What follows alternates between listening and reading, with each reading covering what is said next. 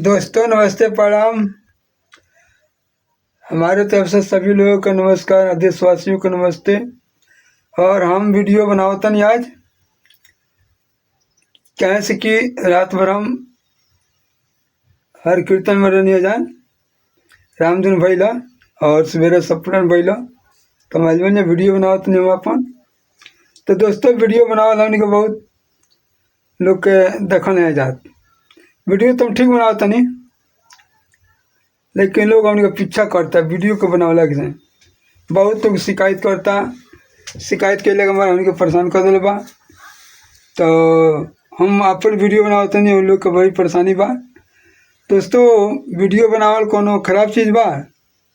अगर खराब चीज़ होगा तो ना बने। बड़ा शिकायत के थी बताओ चलू।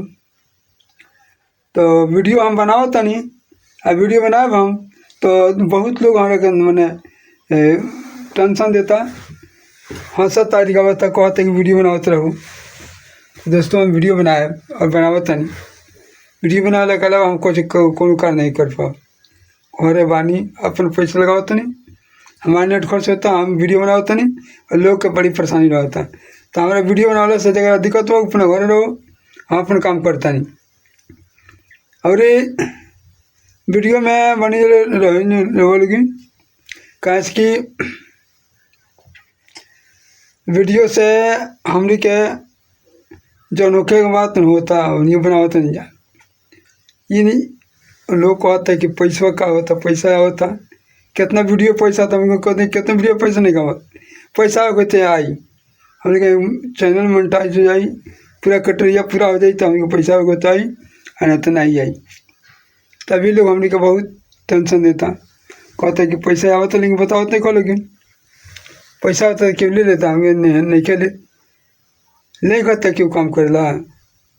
पैसा आई तो हम अपना रखे तगदी, पैसा आई तो हम कहाँ से पाए बतौले से कौन दिक्कत बा। पैसा आई तो आई, नहीं क्या होते हैं नहीं क्या बात, लेकिन लोग का बहुत बहुत हड़बड़ी भाई पैसा आवत तो बताओ नहीं क्यों।